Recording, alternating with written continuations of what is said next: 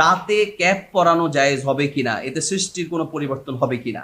দাঁতে ক্যাপ লাগানো এটা হারাম নয়, এটা জায়েজ আছে, কারণ দাঁতে ক্যাপ লাগানো হয় দাঁত নষ্ট হওয়ার কারণে, কিন্তু এমনটা নয় যে দাঁতে সৌন্দর্যের জন্য মানে দাঁত ফেলে দিয়ে ক্যাপ লাগাচ্ছে, এরকম নয়।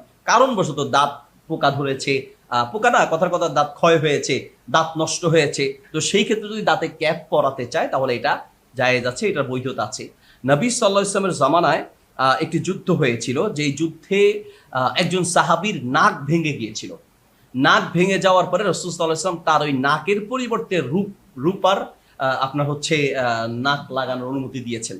মানে নাক ভেঙে যাওয়ার পরে সে নাকের স্থলে ওই সাহাবীকে অনুমতি দিয়েছেন, সে পরবর্তীতে রূপার নাক লাগিয়েছে।